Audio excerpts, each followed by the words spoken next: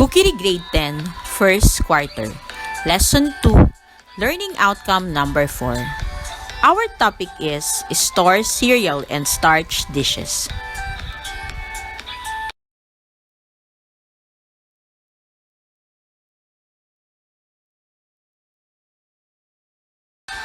Cookery Grade 10, First Quarter.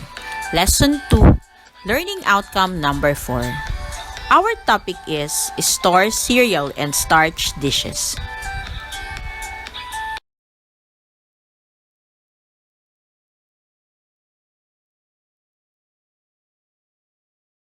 Store cereal and starch dishes. Proper storage of food is very crucial in keeping food safe because the manner and temperature of storage will affect the food susceptibility to bacterial growth, other contaminants, and infestation. Storing food will not improve its quality. It will only delay the rate of deterioration, and thus, the proper period of storage should also be observed.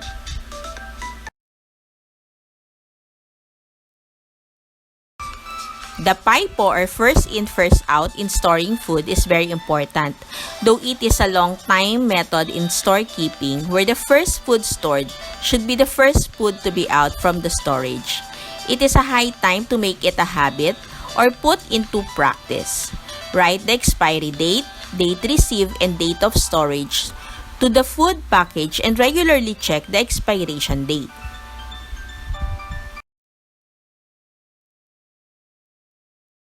How to store pasta noodles. Pasta is stored in airtight containers. Pasta noodles are usually sold dry at the grocery store, allowing you to store them with other staples in your pantry. Dry noodles have a long storage life when properly packaged. Improper storage causes the pasta to become moist, which leads to mildew. Even without moisture, pasta can become stale if it's not stored correctly. Proper storage ensures your pasta to always taste its best. Number 1. Storing dry pasta. Remove the pasta from the store packaging if the noodles come in a box or other non-airtight container.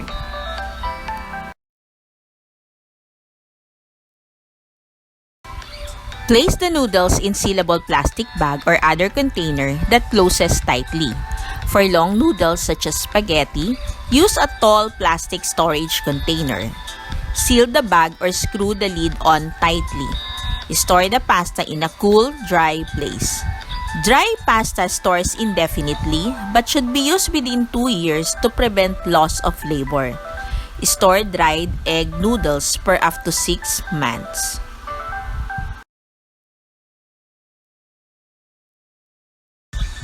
Dried pasta need not to be refrigerated. It can be stored on the shelf in an airtight container in a dry area that is not exposed to extreme temperature. Dried pasta can be stored indefinitely and still be safe to eat, but the USDA recommends storing dried pasta for no more than 2 years to obtain the best quality. Some manufacturers will stamp their packages with the best if used by date, which indicates that the flavor, color, and nutritional value may be affected if it's used beyond that date.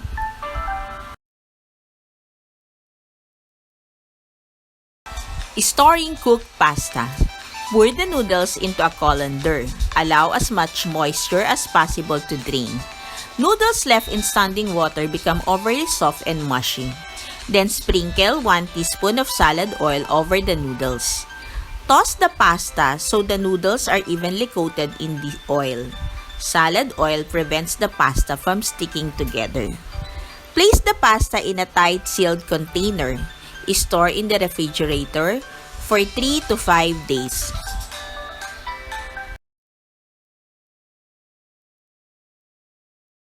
Cooked pasta can be stored unsauced in an airtight container and refrigerated for 4 to 5 days.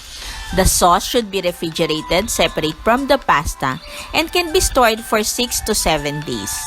This prevents the pasta from soaking up too much flavor and oil from the sauce, which causes the taste of the pasta to be drowned out. If the pasta is stored together with the sauce, it should be eaten within 1 or 2 days to limit the amount of sauce that is absorbed. If cooked pasta is not going to be used within the suggested time period, it should be frozen and then it can be stored for approximately 3 months. Frozen cooked pasta should be stored in the refrigerator and not in the kitchen counter.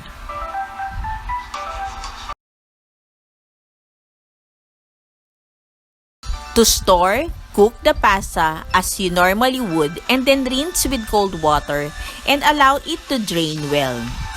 Then add small amount of olive oil or butter to help prevent the pasta from clumping together while it is stored. Use only enough oil or butter to lightly coat the pasta.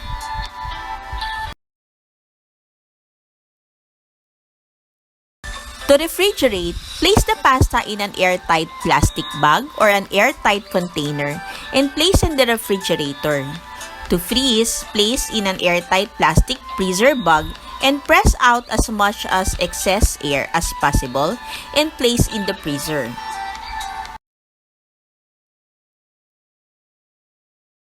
If storing sauced pasta, eat within 1 to 2 days to prevent it from absorbing too much sauce. When refrigerating or freezing cooked pasta, be sure it is stored in a well-sealed container so that it does not absorb any odor. Cooked lasagna and baked pasta dishes can be refrigerated or frozen in the same manner as plain cooked pasta. The lasagna and casserole should be first cut into individual servings before placing them in a sealed bag or container. This will make it easier when reheating.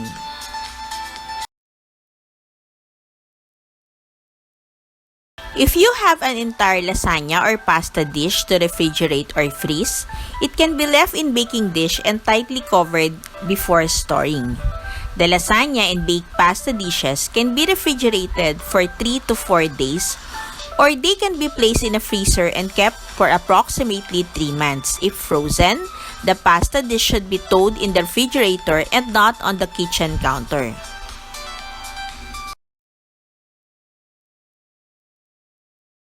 Storing fresh pasta. Fresh pasta should ideally be used on the same day as manufactured. This is not always possible, but if it is used within the next 2 days, it will give adequate results. After this, it tends to crack through excess drying. It must be stored, keep it well covered in the fridge to minimize the risk of this happening. Frozen piled pasta will keep up to 3 months if held at negative 180 degrees Celsius or lower.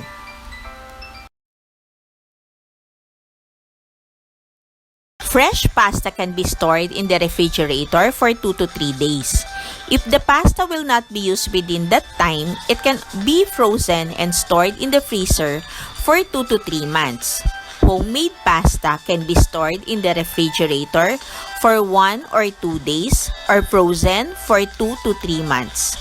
Homemade pasta can also be allowed to dry thoroughly and then placed in a plastic bag or airtight container. The length of time it will take to dry will vary depending on the type of pasta and its size, shape, and thickness. If dried completely, the pasta can be stored in a cool, dry place for a couple of months. If you are going to use the pasta on the same day as it is made, you can allow it to dry on a clean towel for a couple of hours before you cook it unless it is stuffed pasta. Stuffed pasta such as ravioli should be cooked within half an hour. Otherwise, it will begin to discolor and become damp.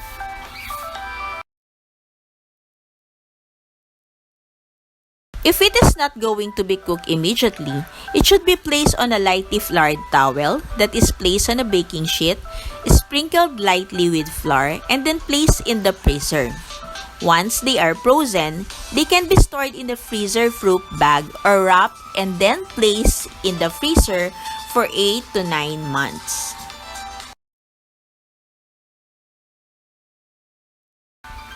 Frozen pasta does not have to be thawed before it is cooked. Just place the frozen pasta in boiling water and reheat it. It will need to cook a little longer than unfrozen pasta.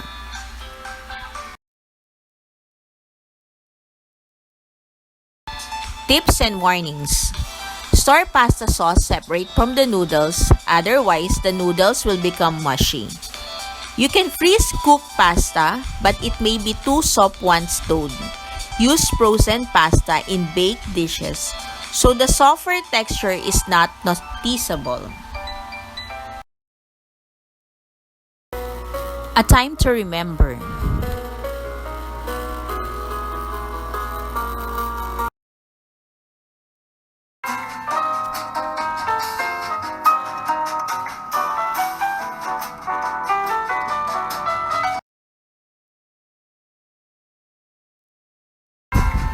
This is Maylene Huliganga. Thank you for watching.